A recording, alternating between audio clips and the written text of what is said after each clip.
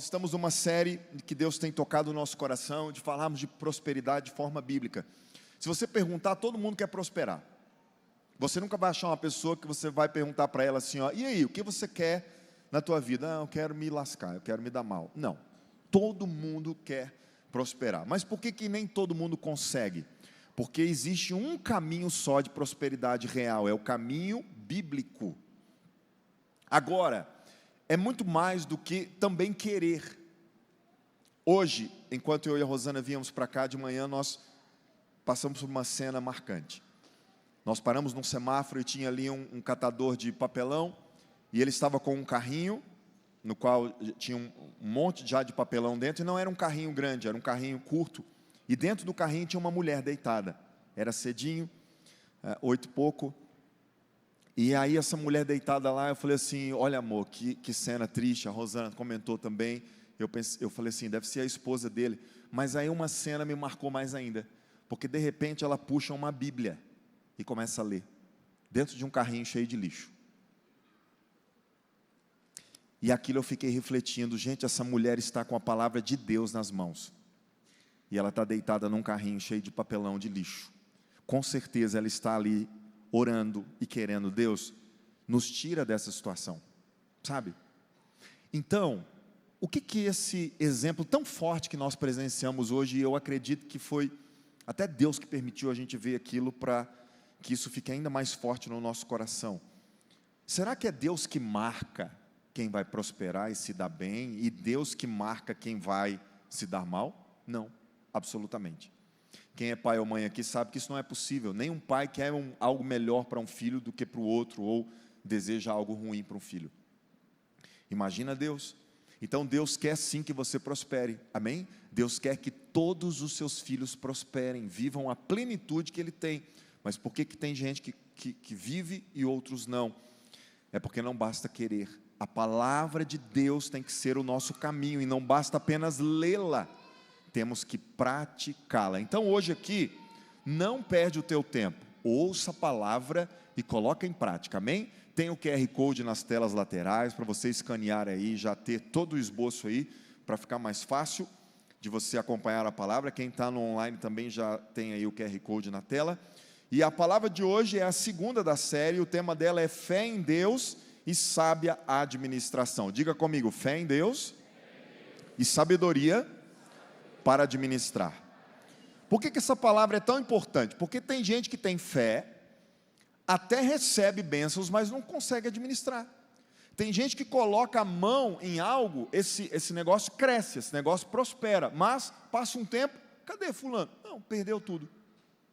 A pessoa não tem sabedoria para a administração. Então é necessário ter fé em Deus, mas também ter sabedoria. Entenda que a verdadeira prosperidade bíblica, ela vai além de riqueza material, amém? Ela vai abranger aspectos espirituais, emocionais e relacionais. E muitos desse caminho, todo na verdade, esse caminho está pautado naquilo que Deus tem para nós pela sua palavra. Então nós estamos, a cada dia dessa semana, se você faltou semana passada, eu aconselho você a assistir a palavra lá, no nosso canal no YouTube, e hoje é a segunda, não falte, teremos mais 5 ministrações, e nós vamos crescer muito em Deus. A intenção é que a gente faça um intensivo, assim ó, para saber muito, não tudo, porque é impossível, mas muito do que a Bíblia diz, sobre esse tema tão torcido, tão bagunçado, que as pessoas entendem de forma às vezes tão errada, mas nós vamos à luz da palavra de Deus, amém? Então a palavra de hoje, o texto que nós vamos ler, eu queria te convidar a ficar de pé para a gente ler, ele é Mateus 25, 14. Pode ficar de pé aí em reverência? Isso, pega a tua Bíblia na mão, abre em Mateus capítulo 25. Se você não tem a Bíblia impressa, pode pegar ela aí no celular. Abre na versão NVI, se você quiser ler na mesma versão nossa. A gente vai ler uma parábola que Jesus contou aqui, Mateus 25, 14. A gente vai do 14 ao 28.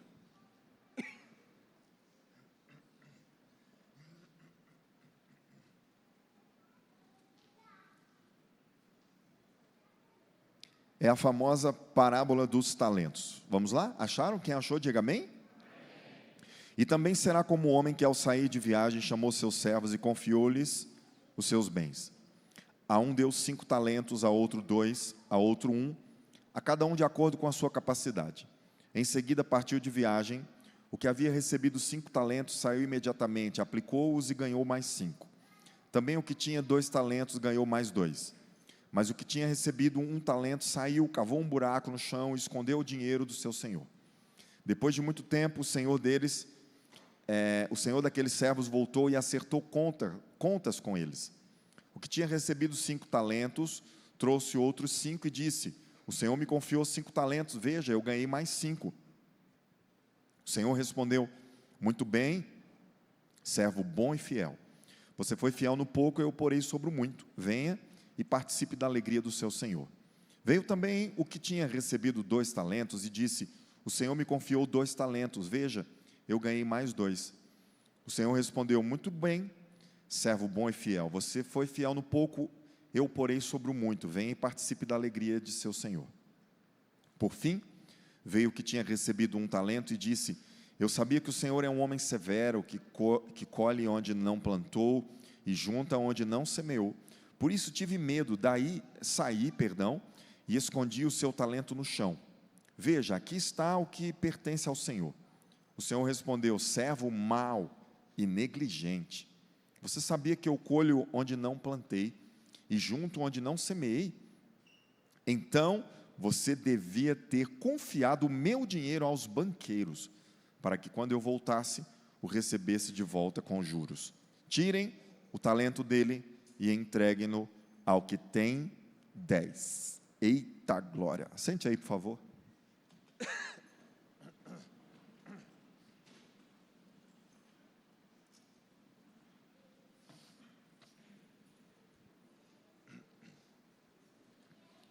Mateus 25:14 é uma parábola. Parábola é uma história fictícia, ok? Para trazer um exemplo daquilo que Jesus quer dar. Mas não porque é uma história fictícia, não tem um fundo de realidade, né? Tem essa parábola aqui de Mateus 25:14 tem princípios poderosos. E o verso que eu quero destacar com vocês aqui é o verso 21, no qual Jesus diz assim: o Senhor respondeu: muito bem, servo bom e fiel. Diga comigo: servo bom e fiel. Você foi fiel no pouco, eu porei sobre o muito. Vem e participe da alegria do seu Senhor. Bom, essa parábola é a história de um senhor que tem 3 servos e ele distribui talentos para esses servos. Um recebe 5, o outro 2 e o outro 1. E 2 desses servos recebem uma nota de parabéns. Você foi bom e foi fiel, porque esses 2 servos multiplicaram os talentos que receberam. E um dos servos recebe uma bronca, uma palavra terrível. E você sabe que Jesus está se referindo aqui ao nosso Deus. Então, quando ele fala esse Senhor que deu talentos, ele está exemplificando o nosso Pai Celestial, que nos abençoa como filhos. E então, Jesus está dizendo aqui que nessa parábola tem um servo que não foi bom. E eu quero que você entenda que isso é algo que precisa preocupar o nosso coração. Como servos de Deus, porque além de filhos também nós somos trabalhadores dessa obra, nós também nos colocamos debaixo dessa missão do Senhor, nós nos preocupamos com os negócios do Pai Celestial, amém? As coisas do Pai na terra são importantes para nós, então a gente precisa administrar isso, e nós queremos ter o desejo no coração de ouvir essa aprovação do Pai também diante das nossas escolhas. Eu me preocupo muito com isso. Será que eu, como Daniel, filho de Deus, estou recebendo da parte de Deus um servo bom e fiel? Você está se esforçando para cuidar daquilo que é meu. Você consegue notar? O que o Senhor diz para o servo mau e negligente? Você sabia que o dinheiro era meu e você não cuidou da forma certa. Então, tudo o que nós podemos ter na terra pertence ao Senhor. E o que eu e você vamos ouvir dele? Se eu perguntar aqui se você acha que você é fiel a Deus, assim como eu, talvez você vai dizer: não, eu sou fiel a Deus, mas a fidelidade ela só pode ser identificada pela outra parte. Por exemplo, não adianta eu dizer para a Rosana: meu amor, eu sou um marido fiel a você. Se das minhas palavras sai fidelidade, mas ela não comprova isso, não resolve nada. Do mesmo jeito, nós às vezes estamos falando assim: ó, Deus, eu sou fiel a Deus, mas e ele? Será que Deus está falando assim, Daniel, servo bom e fiel, ou Daniel, servo mau e negligente? Isso é sério? Então essa palavra de hoje é para nós aprendermos a ter uma administração sábia e uma fé no Senhor. É claro que Deus é um abençoador em abundância, Ele quer nos abençoar para que nós vivamos uma prosperidade bíblica plena em todas as áreas da nossa vida. Ele é um bom Pai que nos abençoa em tudo, mas precisa ter uma resposta do nosso coração a esse Pai Celestial diante disso. A gente não pode viver como se fosse tudo de qualquer jeito, tudo bagunçado. Existe uma responsabilidade. A Bíblia inteira vai colocar o homem numa situação de responsabilidade também. Não é uma inconsequência, só Deus faz tudo, não. É bem verdade que a nossa identidade não está naquilo que nós fazemos para Deus. E você precisa entender isso de forma definitiva nessa série. Nós não vamos te ensinar aqui que você precisa fazer algo para Deus para que Ele te devolva. Isso é comércio, isso é barganha, isso não é igreja, isso não é evangelho. O dia que você ouvir uma pessoa dizendo assim, ó, você tem que devolver o teu dízimo para Deus te abençoar, isso não é bíblico. O dia que você ouvir alguém dizer assim, ó, você tem que dar uma oferta para que Deus derrame bênção sobre a tua vida, não, isso não é o princípio bíblico. Nós já aprendemos que junto com Jesus, Deus nos deu graciosamente todas as coisas que precisamos. E por que Ele nos deu? Por aquilo que nós fazemos para Ele? Não, simplesmente pelo fato de sermos filhos. Quando um filho nasce, gente, hoje, por exemplo, nasceu a belíssima Olivia, filha do Kelvin e da Stephanie. A Stephanie é a nossa líder da dança, o Kelvin é um dos nossos ministros aqui. A Olivia nasceu 9 e pouquinho da manhã. Então ela está lá, né? O Kelvin já está lá pagiando e tal, a Stephanie, estão ali. Imagina, a Olivia, o que ela fez até agora? De 9 da manhã até agora, não deu nem 12 horas de vida. Só deve ter chorado, gente, e mamado. Ela não fez nada assim, ó, de construtivo ainda, né? Então quando os filhos nascem, eles demoram, na verdade, muito tempo para fazer algo construtivo, né, gente? Quem sabe aí, o tanto de trabalho que criança dá, gente? Eles podiam nascer com 1 ano já, gente. Porque o primeiro ano é desafiador demais, né? Então lá, a Olivia vai mamar, ela vai chorar, ela tal, e não sei o quê. Mas, pergunta para o Kelvin e para a Stephanie se eles já não amam de todo o coração a pequena Olivia. Amam. E o que ela fez? Nada, só nasceu. Então assim é com Deus. Deus não está esperando você devolver o dízimo para Ele te abençoar, não, criatura. Deus não está esperando você vir aqui fazer um culto, cantar uma música bonita, bater um ponto espiritual, ser um crente, tomar um pouquinho de suco e comer um pão para Ele te abençoar, não. Não, Ele já te deu tudo o que você precisa, porque Ele é um bom Pai e Ele te ama como um filho. É assim que Deus faz. Tudo que vem diferente disso é barganha, é comércio, é troca. Deus não está nisso. Então se livra desse peso. Pastor, então para que eu vou para a igreja? Não é para Deus me abençoar? Não, é porque Deus já te abençoou. Você congrega como igreja para agradecer. Para que eu devolvo um dízimo? Para Deus me abençoar? Não, é porque Ele já te deu. E você é grato, você manifesta essa gratidão. Você participa daquilo que Deus está fazendo sobre a terra. Quem me entende, diga amém. Então a nossa identidade não está no que realizamos, mas no que Cristo já realizou por nós. Foi Ele quem fez, amém? Então você precisa entender que não é sobre uma troca, mas, porém e entretanto, isso não nos exclui de um posicionamento responsável diante daquilo que Deus confiou nas nossas mãos.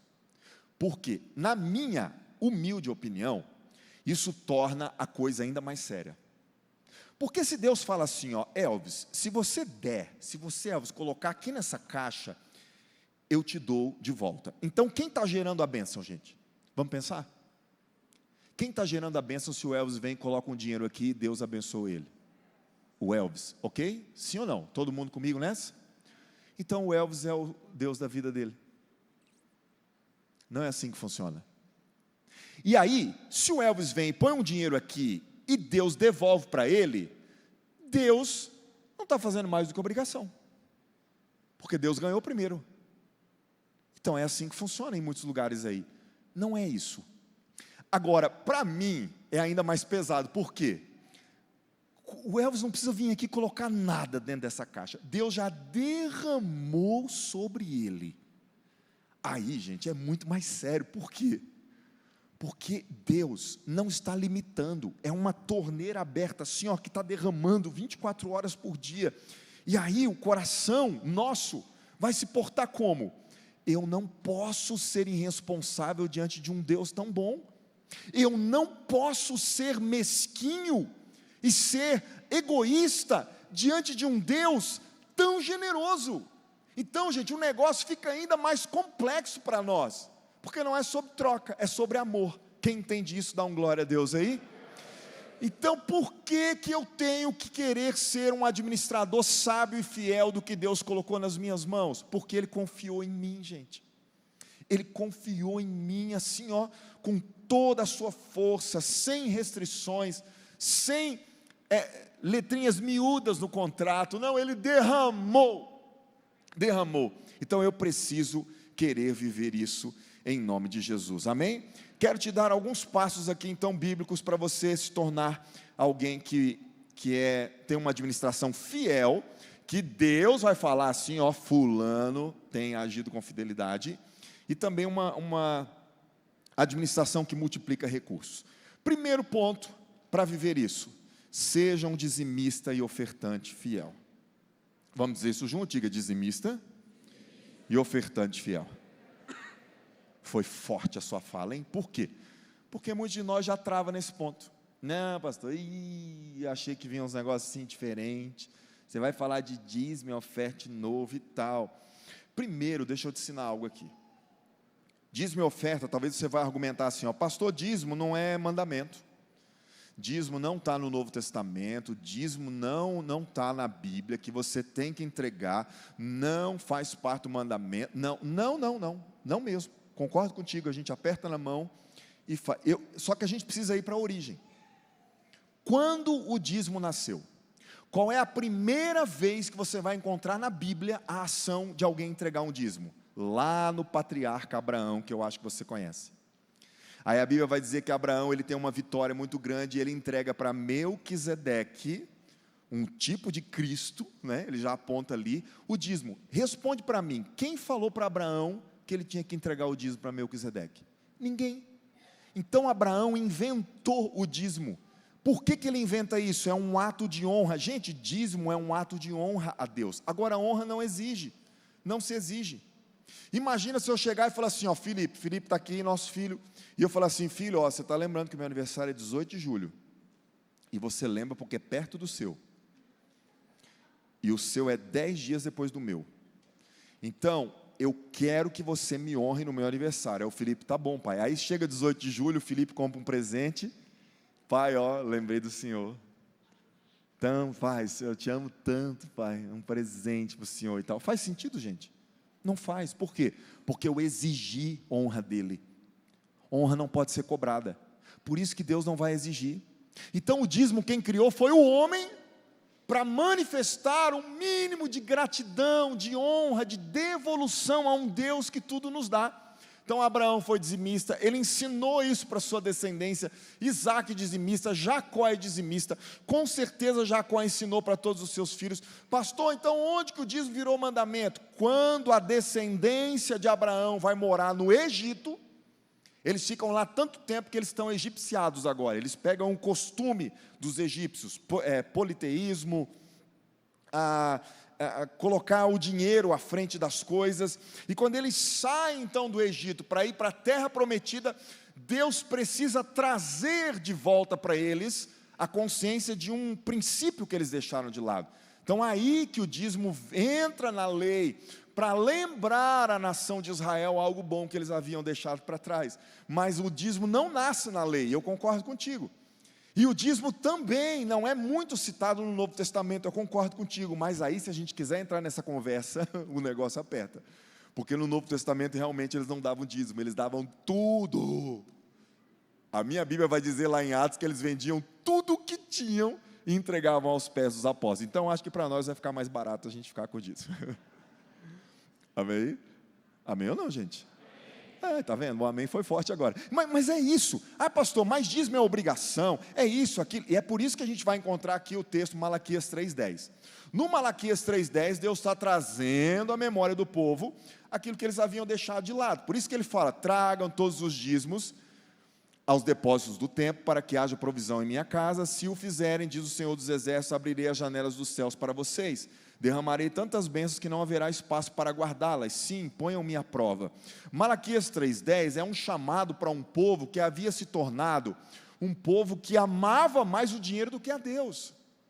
Então o dízimo é um tipo de desprendimento do nosso coração diante do Senhor.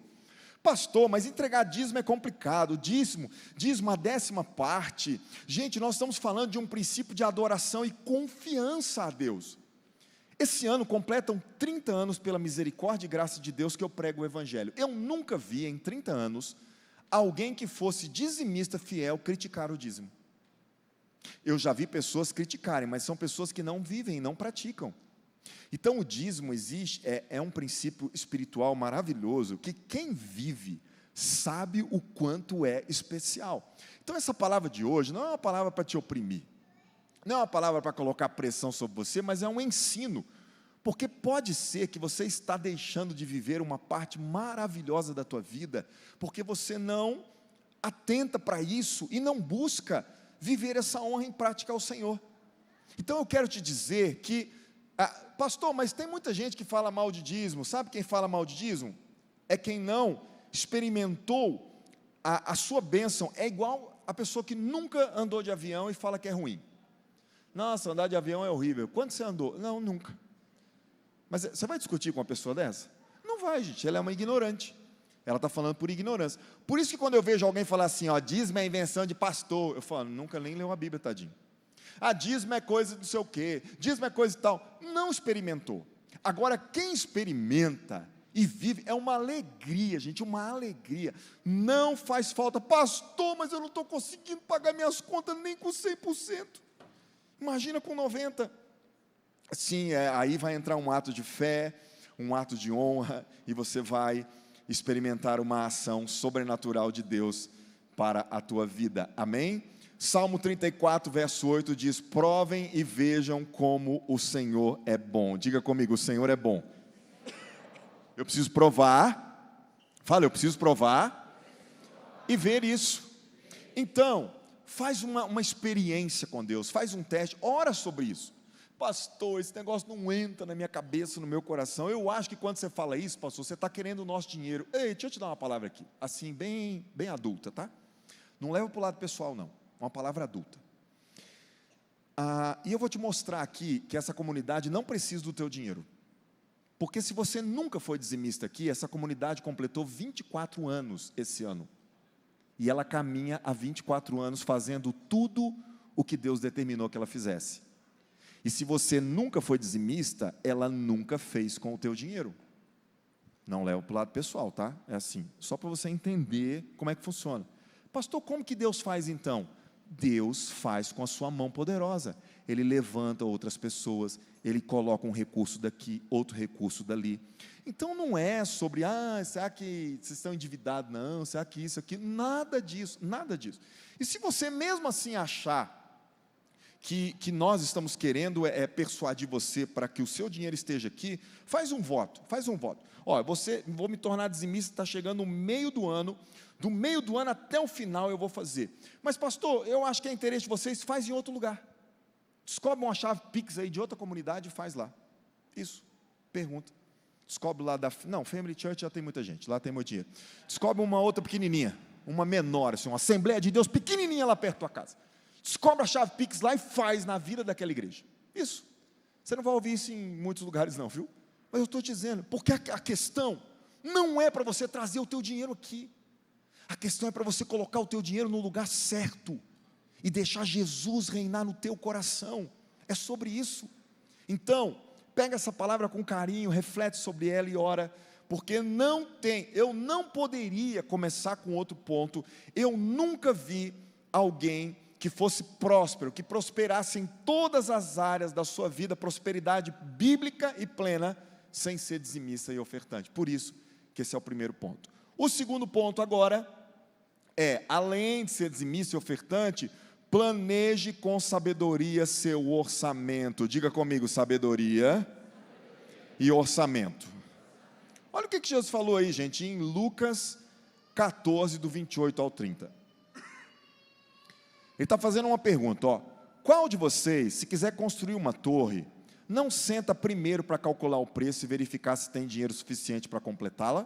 Pois, se lançar o alicerce e não for capaz de terminá-la, todos que a virem zombarão dele, dizendo, este homem começou a construir e não foi capaz de terminar. Volta para nós o tópico 2 e deixa aí para a gente gravar melhor.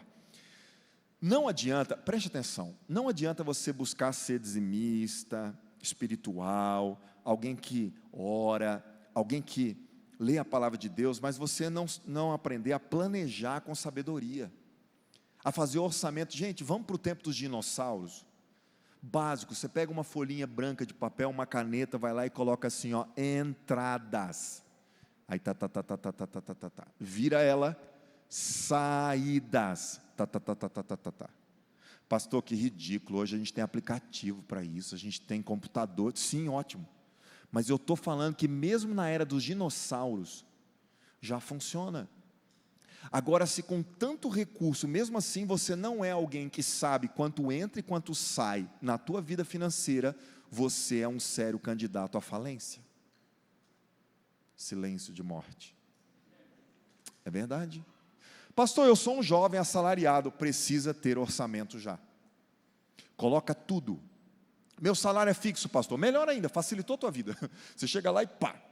Agora você que tem renda extra, você que tem uma empresa, você que trabalha com comissionamento, você precisa ter uma tabela, entrada, saída, você precisa se organizar. Como que você quer prosperar se você não sabe quanto entra na tua empresa? Como que você quer que Deus derrame sobre a tua vida se você não está se organizando? Ah, pastor, mas a minha empresa ainda é pequena. Lembra do que Jesus falou aqui na parábola? Para os 2 servos que foram aprovados, ele disse o quê? Servo bom e fiel, você foi fiel no pouco, e por isso eu vou te colocar no muito. Não chega no muito, se não for fiel no pouco. Então nós precisamos pedir sabedoria para Deus, para planejar. O que Jesus contou aqui, gente? Uma história de um cara que foi construir uma torre, e não sentou para calcular se ele podia fazer isso. Como que você quer trocar de carro se você não sabe se tem dinheiro para pagar a prestação, querido? Ah, depois eu oro e Jesus faz o milagre. Não, não é assim que funciona. Aí fica dando trabalho para Deus. É verdade. Vai reformar a casa, vai abrir mais uma filial, vai expandir os negócios, vou fazer uma viagem, não sei para onde. Calcula, criatura, faz um planejamento. Deus quer que os seus filhos sejam honrados e não envergonhados. A pior coisa que tem é alguém que sabe passar vergonha. Planeje antes de agir. Garanta que os seus projetos sejam concluídos. Porque é ruim demais, gente, você começar a fazer uma coisa e ter que parar no meio do caminho. É vergonha, você vai deixando, você vai caindo em descrédito. E esse princípio espiritual se aplica em tudo, sabe? Jesus nos ensina que planejamento também é uma atividade espiritual. Igreja, cuidado com o desperdício. Cuidado com a ostentação, cuidado com a vaidade no processo. Você não precisa ostentar, para de querer impressionar quem nem gosta de você, e aí você fica gastando por causa disso. Ai pastor, mas todo mundo está comprando carro elétrico, BYD, eu vou comprar também. Você não é todo mundo, você tem condição disso? Sabe, o BYD mais barato é o quê? 110 mil reais, eu acho, 120 mil reais. Se você não tem, não entra. Ah, mas eu vou economizar tanto e não sei o quê, e depois não tem dinheiro nem para energia. O que adianta? Pensa, um carro elétrico que não tem nem energia, cortou a energia da casa, aí lascou, foi tudo, gente. Perdeu. Então tem um monte de gente. Olha o que é o desperdício. Essa semana eu estava estudando essa palavra, E eu creio que foi o Espírito Santo de Deus me mostrou esse dado aqui, ó, dado fresquinho do Serasa. Põe para nós a tela.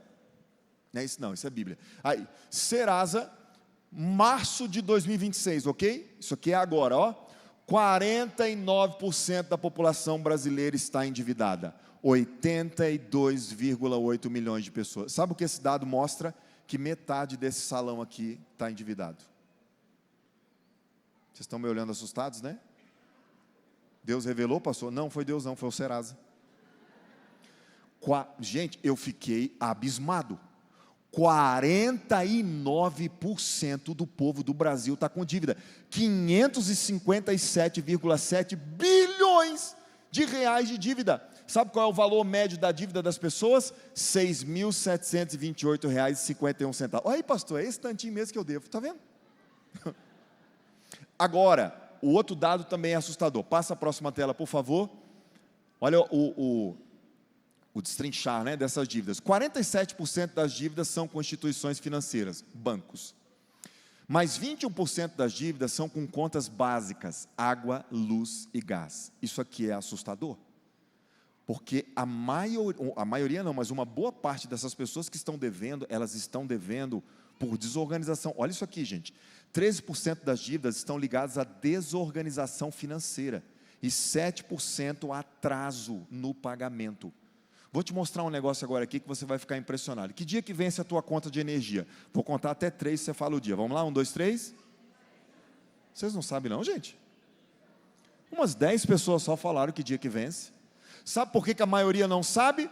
Porque você não paga no dia.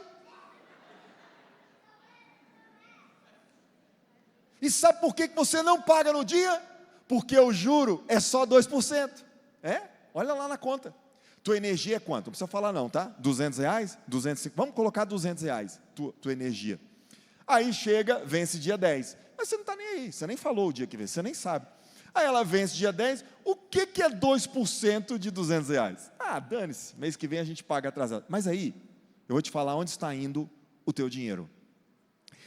A caderneta de poupança gera em torno de 0,5%, vou arredondar aqui, 0,5% ao mês no Brasil.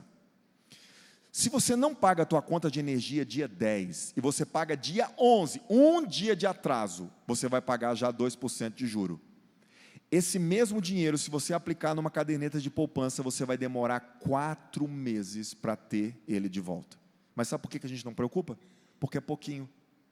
Agora Deus, que é o dono de tudo, está vendo como você cuida do pouquinho. E talvez é por isso que Ele não te colocou sobre o muito. Apertou, hein? Está vendo como uma conta de energia pode complicar a gente? Está aí, ó, 49% do povo devendo. Atraso de pagamento, desorganização, conta básica, instituição financeira. Esses são os grandes vilões. Comprou o carro que não devia, fez a viagem que não podia, pegou o empréstimo que não podia. Aconteceu um problema. Então, gente, o trem é sério, como diz o goiano.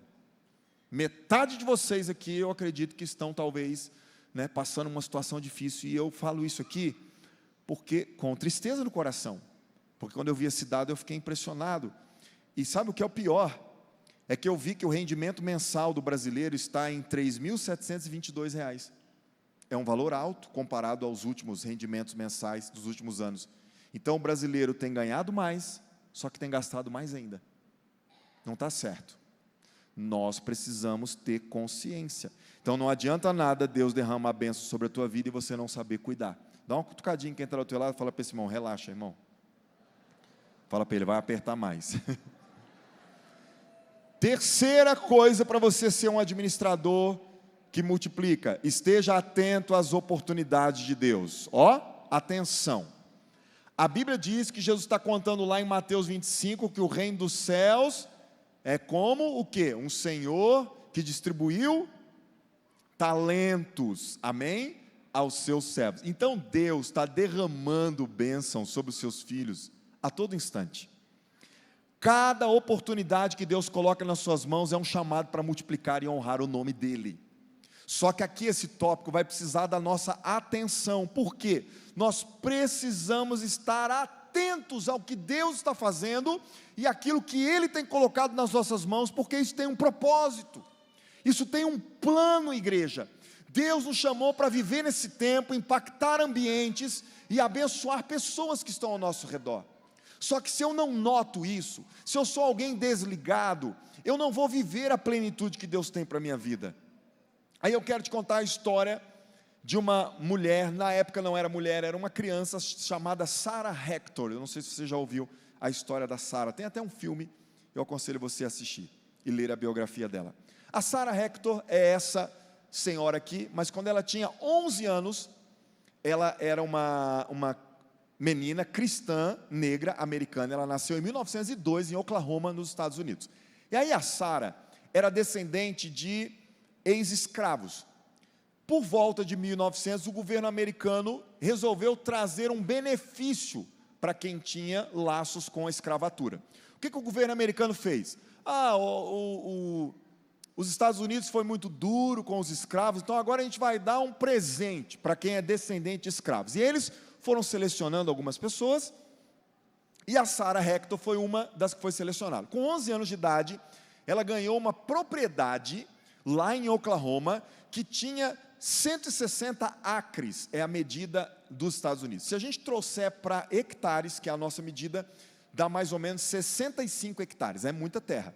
Mas a terra que o governo americano deu para Sarah, assim como para todas as outras pessoas na época, era uma terra inútil, gente. Era uma terra, sabe aquele negócio assim para desencargo de consciência, né? Não era uma terra boa, não era uma terra boa para plantar, não era uma terra bonita, não era uma terra que tinha rios, águas, uma terra assim, ó, vamos dar um negócio para esse povo lá para dizer que não fizemos nada.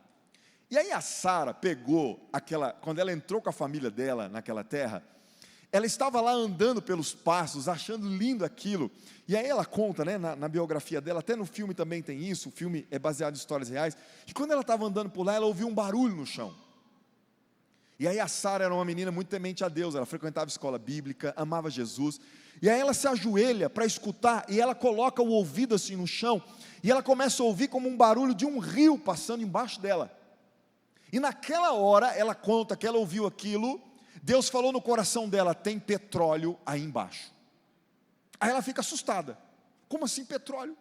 Mas ela acredita, pensa numa criança com fé, 11 anos, gente, que belíssima. E aí ela chega no pai e fala assim, pai, tem petróleo na nossa terra. O pai olha para ela assim, filha, você está doida? Não tem petróleo. Tem, pai, tem. Essa menina era tão obstinada, que ela faz com que a família consiga uma empresa para escavar lá. E sabe qual é o resultado? Eu vou resumir aqui a história. Eles acharam um veio de petróleo do mais alto nível na terra da Sarah Hector. Ela fecha um contrato com uma empresa que extraía petróleo.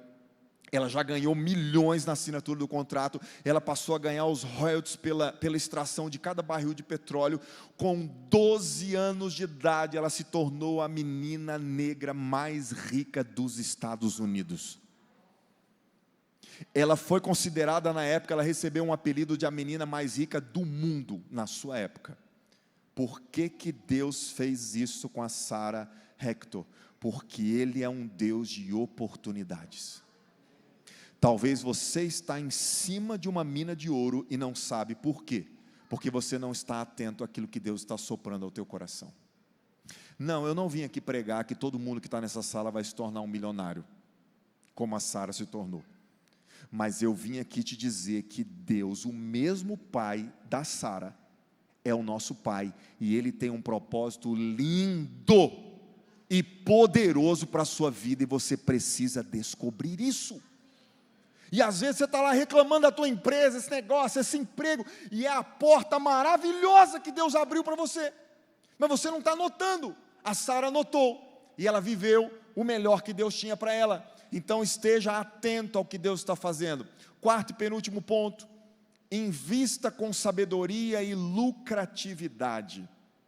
A Bíblia diz que Mateus 25, que 2 dos homens que receberam talentos, multiplicaram eles investiram com sabedoria e eles tiveram lucro, e eles foram considerados servos bons e fiéis. Olha para mim aqui, gente, eu estou dando uma palavra hoje assim, bem pastoral e de paternidade para vocês, amém? Eu não estou aqui querendo entrar, né, ser invasivo, né, entrar na tua vida, me meter nos seus negócios. Não, longe disso, gente. A gente respeita muito isso aqui. Tanto é que a gente trata todo mundo aqui igual, amém?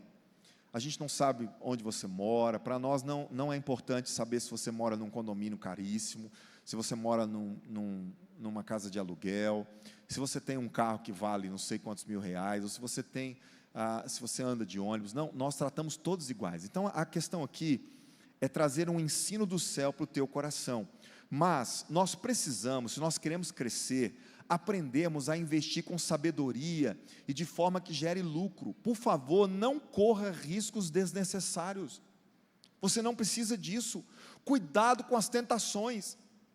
Seja sábio e prudente, converse com pessoas experientes. Pastor, graças a Deus eu consegui um dinheiro. É uma bênção aí, eu tive um ano maravilhoso. 2026 está sendo um ano lindo, e eu estou com uma economia muito boa, e eu estou querendo dar um passo maior. Não faça isso sem conversar com gente experiente. Peça conselho, não caminha pela tua própria cabeça, porque você pode se dar mal. Sabe, fala com gente, não é só gente experiente nos negócios, não. Conversa com gente experiente nos negócios que tem base bíblica, amém? Então você não pode ficar aí só ouvindo especialistas, você precisa ouvir gente que vai trazer princípio bíblico, mas se você unir essas duas coisas, você vai longe. Pensa antes de dar um passo, gente. Enterrar os recursos que o Senhor colocou nas nossas mãos, além de anular o propósito de Deus na nossa vida, também vai privar a tua família, o reino de Deus de avançar. Todo mundo sofre. Gente, eu tenho no perfil de investidor o perfil conservador. Eu não saio para comer num lugar que eu não conheço. Jamais eu pego a Rosana e falo assim: amor, vamos aventurar hoje. Vamos sair, conhecer um restaurante novo. Nunca você vai ver eu fazendo isso. Por quê? Porque eu tenho uma birra de chegar num lugar e eu comer uma comida que eu não gostei, gastar um dinheiro que eu não tinha planejado. Como eu saio de lá frustrado. Então eu já vou onde eu conheço. Eu corto o cabelo no mesmo lugar se eu puder. Eu faço o mesmo caminho para ir para casa a vida toda. Meu perfil é conservador. Aí uma vez eu caí na besteira de fazer um investimento fora da curva. Sabe aqueles negócios assim da China que aparece? Um amigo indicou e bora porque é bom e tal. E aí eu conversei com umas pessoas. Dos 5 que eu conversei, 4 disseram: não vai. E eu fui. Sabe qual foi o resultado, gente? Chuta aí qual foi o resultado. Estou mancando até hoje. Pensa numa paulada, numa cacetada. E sabe qual foi o pior? Deus falou para eu não entrar. E eu teimei com ele.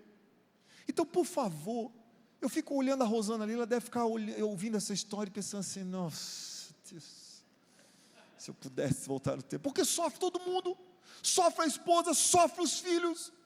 Por quê? Custou guardar um dinheirinho, que absurdo. Custou, né? Vender uma casa. Agora eu vendi minha casa. Cuida, guerreiro. Cuida, mulher de Deus. Sabe? Administra, investe certinho. Não, pastor. Por exemplo, como é que é um filtro bom para você saber? Qual é hoje um investimento seguro? Você vai pegar um CDB aí? Gente, é no máximo 1% ao mês. Não, pastor, eu descobri um negócio que está dando 10% ao mês. É o quê? Agiotagem, só se for. Porque não tem, gente. Aí se o mercado está pagando 1% ao mês, certinho, seguro, eu sei que tem algumas coisas que vão pagar um pouco mais, ok? Que vai ter um risco um pouco maior. Mas 8%, 10%, 15%, não existe, gente, é mentira. Você se lembra aí que depois da pandemia virou uma febre de todo mundo virar trade, de todo mundo virar operador da bolsa. Saiu todo mundo operado, lascado e arrebentado. Operou assim, da barriga ao cérebro. Por quê? Agora, o que você está trabalhando? Agora eu sou trading. E aí, estudou o quê? Nada, eu só ouvi um coach, deu uma aula e eu entrei. Sabe qual foi o resultado? Um monte de famílias arrebentadas até hoje. Gastou dinheiro de mãe, de pai, de sogra, de todo mundo, arrebentou. E eu não estou falando que essa é uma profissão ruim, tá? Talvez tenha alguém aqui que ganha dinheiro com isso, mas se você ganha dinheiro com isso, aplicação, investimento em bolsa, você sabe mais do que eu o quanto isso é difícil. E o quanto é um trabalho sério, que exige dedicação, minucioso, cuidado. Então não é para qualquer um, gente, não é. Mas aí foi, principalmente na época da pandemia, está todo mundo em casa, vamos embora e tal, e não sei o que, e foi. Gente, um monte de gente se arrebentando, gente que tirou a vida por causa disso. Pastor, mas eu arrumei um negócio aí agora, que a hora que eu acertar a mão, eu mudo a minha sorte. É uma bet nova que eles lançaram, uma bet abençoada. Sangue de Cristo, irmão. Deleta hoje, em nome de Jesus, todo aplicativo de jogo do teu celular aí, e eu vou liberar uma palavra, que se você não quiser pegar ela, tampa o ouvido, mas eu vou dizer agora. Como teu pastor, eu profetizo em nome de Jesus, que você nunca vai ganhar dinheiro com jogos de azar. Os améns não foram tão fortes, mas eu falei mesmo assim. Deus não tem isso para você não, criatura. Não tem. A bênção de Deus não vem deste lugar. A bênção de Deus, ela é construída, ela é gerada. Você sabia que mais de 90% das pessoas que ganham heranças, grandes prêmios, perdem tudo? Por quê? Porque elas não sabem o preço daquilo.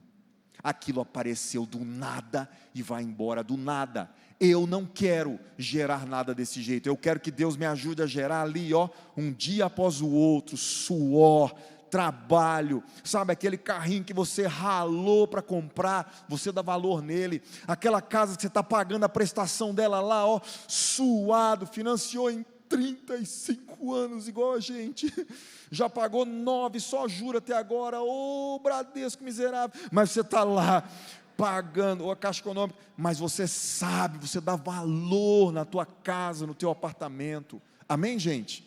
Posso ouvir um amém? Então, grava essa palavra aqui, a boa mordomia cristã, ela entrega 10% em adoração a Deus, mas ela administra os outros 90% com sabedoria. Tem um monte de crente aí que fala que é fiel a Deus, mas os 90% faz uma bagunça, apronta um rolo. Fuja de lucros exorbitantes, coisa fora da curva. Não existe mágica, você vai cair em golpes e você vai estar num estado pior do que estava antes. Último ponto, esteja pronto para prestar contas. Mateus 25 vai falar que no final da história o Senhor voltou e falou assim, ei, cadê os 3 que eu dei talento? Bora? O que você fez? Eu tinha 5, virou mais 5. Parabéns, servo bom e fiel. Você, tinha 2, virou 4. Parabéns. E você? Não, eu tinha só 1, enterrei. Porque eu sei que o senhor é mau. E se eu perdesse, o negócio ia ficar feio. Agora que ficou feio. Me dá aqui o que você tem? Tá. Dá porque tem 10. Você viu que o cara ficou sem nada ainda?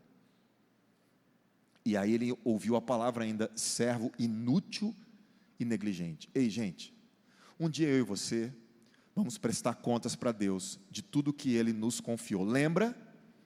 Tudo pertence a Deus. Deus não está entregando recurso para nós de maneira aleatória, gente.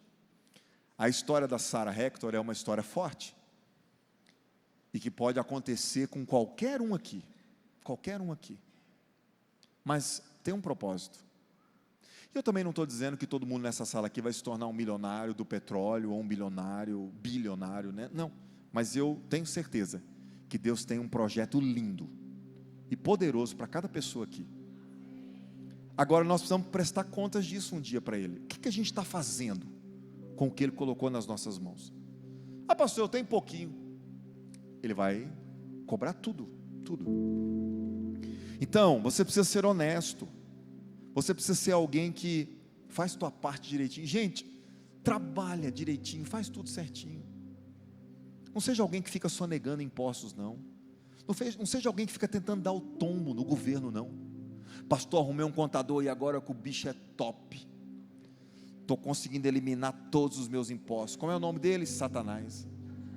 Gente, só pode. Porque não tem esse caminho. Mas o governo não presta, o governo não administra bem os nossos impostos e tal. Concordo com você que não administra bem, concordo com você. Mas isso não dá legalidade para nós, para agirmos errado da mesma forma. Não dá. Sabe por que senão, gente, o mal que as pessoas estão fazendo lá, vai nos transformar em pessoas más também. Paulo falou em Gálatas 6,7, não se deixe enganar, de Deus não se zomba, pois o que o homem semear, isso também colherá. Então faz certinho. pastor, mas vai ser mais difícil, mas vai ser o caminho correto, e Deus abençoa. Deus abençoa. Sabe qual foi a primeira coisa que a Sara fez quando ela ficou milionária? Vou terminar, mas eu preciso te contar esse detalhe da história. Ela com 11 anos, pensa numa menina em 1900, nos Estados Unidos, negra. Ela entra no café da cidade, porque ela sabia que os barões do petróleo estavam lá. Aí a Sara entra toda inocente, Ranieri, para tentar pedir ajuda. Ela pensou assim, pai, eu vou arrumar algum homem que trabalha com petróleo aqui dentro desse café. Aí quando ela estava lá dentro, conversando com as pessoas, a dona Guilherme do café chegou e falou assim, menina, sai daqui, você não pode ficar aqui. Uma menina negra não pode estar em ambiente de brancos. Naquele tempo tinha essa segregação, né, ridícula, idiota e tal. A Sara com 11 anos foi expulsa daquele café. Ela saiu de lá humilhada, mas ela não desistiu, Wendel, ela continuou. Quando ela ficou milionária, sabe qual foi a primeira coisa que a Sara comprou com o dinheiro dela? Chuta, o café. Gente, ela foi lá e comprou, só que ela não comprou o café para demitir os miseráveis que humilharam ela, não. Eles continuaram lá, ela comprou o café e ela disse assim, bom, agora que eu sou a dona desse negócio aqui, a partir de hoje os negros podem frequentar esse café. Uau! Uma menina de 12 anos, trazendo justiça, trazendo paz e alegria para a terra, com aquilo que Deus colocou nas mãos dela. E eu vou te fazer uma pergunta nessa noite, o que você está fazendo com o que Deus colocou nas tuas mãos? O que você está gerando na vida de quem está do teu lado? A Bíblia diz que enquanto temos oportunidade, façamos o bem a todos. Eu concluo te dizendo isso: honre ao Senhor. Viver uma administração fiel e multiplicadora é reconhecer que tudo que nós temos vem de Deus, e Ele nos chama para investirmos e cuidarmos disso com sabedoria, com generosidade e com responsabilidade. Que nós possamos ser mordomos prudentes, diligentes e generosos, conscientes que cada recurso e talento confiado a nós tem um propósito e um valor eterno. Eterno, sabe? Eu te convido a orarmos, e hoje a gente vai tomar uma ceia diferente. Hoje a gente vai tomar uma ceia da consciência dessa palavra. Pega os seus elementos nas mãos aí, se você tem, por favor.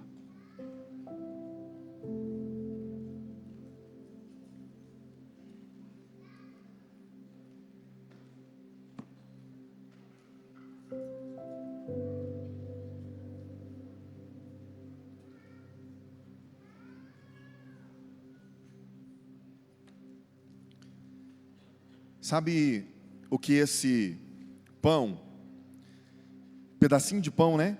E esse suco aí representam? Tudo que Deus nos deu em Jesus. Tudo, tudo, tudo. Não falta nada. Olha só a vida. Olha só a fartura, olha só a abundância. E eu quero te convidar agora para você se posicionar com responsabilidade diante desse tudo que já foi te entregue. Se você não tem os elementos, dá um sinal aí, os servos podem levar até você. Não deixe de tomar a ceia hoje não. Sabe por quê? Porque hoje é a ceia para nós reafirmarmos: eu já recebi tudo em Jesus, tudo. E aí eu vou ler um texto para você que vai te lembrar dessa força. Romanos 8:31, preste atenção. Paulo disse assim, que podemos dizer diante de coisas tão maravilhosas? Se Deus é por nós, quem será contra nós? Mas ele diz mais: se ele não poupou nem mesmo seu próprio filho, mas o entregou por todos nós, acaso não nos dará todas as outras coisas? Uau! O melhor já foi dado, o resto é detalhe. Então não pense assim, ai, mas Deus podia me abençoar tanto. Ele já te abençoou. Qual tem que ser a nossa oração hoje diante dessa ceia? Deus, eu quero viver de forma digna de alguém que foi alcançado por essa graça. Me ajuda a ser um administrador fiel, um servo bom, fiel, que honra ao Senhor, que abençoa vidas, que vai glorificar ao Senhor com tudo que o Senhor colocar nas minhas mãos. E aí se prepare, porque você pode ser uma Sara Hector dessa geração. Se prepare. Eu não sei qual é o propósito do teu coração. Eu tenho certeza que eu não nasci para virar um milionário, bilionário. Eu tenho certeza disso. Mas talvez você nasceu. E aí? Mas sabe qual é o detalhe disso? O coração. Porque Deus está olhando para ele. Deus sabia que a primeira coisa que a Sara ia fazer era comprar aquele café e abençoar todos os seus irmãos. E não humilhar quem humilhou ela. Para que a gente está pedindo recurso para Deus? Para que a gente está pedindo um aumento de salário? Para que a gente está pedindo prosperidade? Deus conhece. Ah, pastor, mas eu sou zicado mesmo, eu tenho que melhorar muito. Então que a gente possa orar nessa noite e dizer: Deus, me ajude a melhorar. Que a gente possa ter, junto com esse tudo que nós já temos, que é Jesus, uma consciência de que nós precisamos viver dessa forma. Amém? Vamos orar. Obrigado, Jesus. Obrigado pelo teu sacrifício naquela cruz, nos tornando filhos de Deus, reconstruindo a ponte, firmando o caminho, se tornando a verdade e a vida. Graças nós te damos, graças nós te damos de todo o nosso coração. E nessa noite nós estamos aqui com os elementos nas mãos, elementos que apontam para esse ato gracioso de amor. Obrigado, Jesus. Que nós possamos, ao comer deste pão e tomar esse suco, termos ainda mais a consciência de que precisamos viver de uma forma séria, responsável, diante de tudo que já nos foi dado. Uma vida generosa, uma vida grata e uma vida abençoadora. É assim que eu oro, junto com os meus irmãos e irmãs, no nome de Jesus. Coma do pão e tome do suco, agradecendo a Ele de todo o teu coração.